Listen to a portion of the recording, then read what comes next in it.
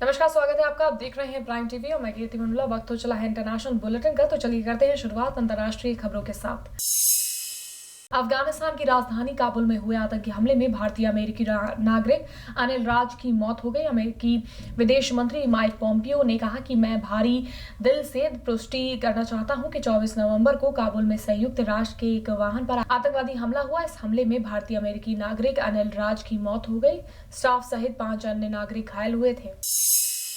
Albania में मंगलवार सुबह आए भीषण भूकंप के चलते कम से कम 14 लोगों की मौत हो गई और 600 से अधिक लोग घायल हो गए हैं।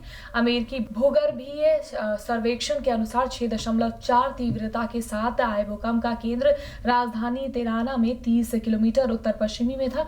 इसके बाद 5.1 और 5.4 की तीव्रता वाले कई झटके महसूस किए गए। अल्बानिया के राष्ट्रपति इलिर मेटा ने कहा कि थुमाने में स्थिति काफी गंभीर है, लोगों को बचाने की पूरी कोशिश की जा रही है। मंत्रिमंडल में अंतर्राष्ट्रीय सहायता मांगने को भी कहा गया है।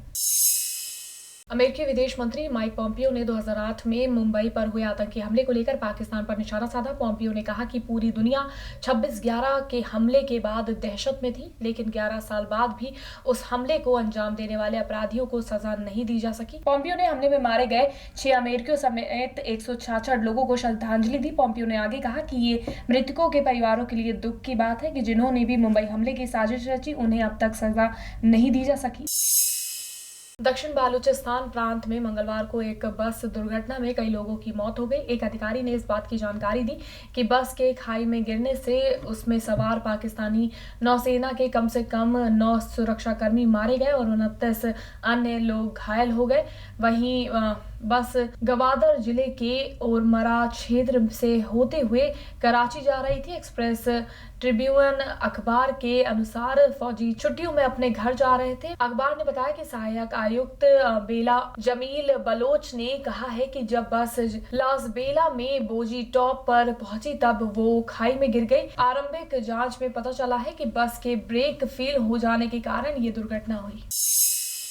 इजराइल और गाजा के बीच लगातार हमले जारी हैं। इजराइल ने बुधवार को गाजा में हमास के ठिकानों पर हवाई हमले किए। सेना ने गाजा पट्टी से इजराइल क्षेत्र में रॉकेट दागे जाने के जवाब में ये हमले किए। इजराइल सेना ने कहा कि दक्षिणी गाजा पट्टी में इन हवाई हमलों में हथियार बनाने वाली एक इकाई समेत हमास के कई ठिकानों को निशाना बनाया गया। इजराइल के प्रधानमंत्री बेंजामिन नेतन्याहू ने हर हमले का सख्ती से जवाब देने की चेतावनी दी थी, जिसके बाद ये हवाई हमले किए गए। इजराइल के रक्षा विभाग के मुताबिक आतंकी अतः कई बड़े हमलों की योजना बना रहा था।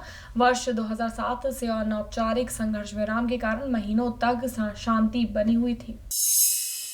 ग्रेटर लंदन के स्लो क्षेत्र में स्थित गुरुद्वारा श्री सिंह सभा के मेन हॉल में 2 बड़े खालिस्तानी बैनर लगा दिए गए। ये वही क्षेत्र है जहां से ब्रिटेन के पहले सिख सांसद तनमनजीत सिंह ढेसी चुने गए हैं। हालांकि गुरुद्वारे के पूर्व प्रमुख जोगिंदर सिंह बेदी ने इंडिया टुडे से कहा, बैनर यहां पर 1984 से लगे हुए हैं, ये कोई नई बात नहीं है।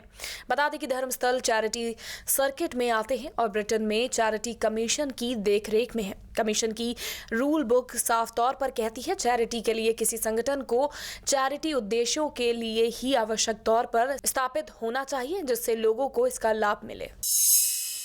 अमेरिका के विदेश मंत्री माइक पोम्पियो ने कहा कि हाल ही में लीक हुए दस्तावेजों से पता चला है कि चीन सरकार ने अशांत शिनजियांग प्रांत के मुस्लिमों और अन्य अल्पसंख्यकों को क्रूरता से हिरासत शिविरों में बंद कर रखा है और वो उनका सुनियोजित तरीके से दमन कर रही है। पोम्पियो ने कहा कि चीन की कम्युनिस्ट पार्टी हिरासत शिविरों में मानवाधिकारों का घोर उल्लंघन कर रही है। उन्होंने कहा कि चीन की सरकार ने ईसाइयों, तिब्बतियों और अन्य अल्पसंख्यक समूहों का भी दमन किया है।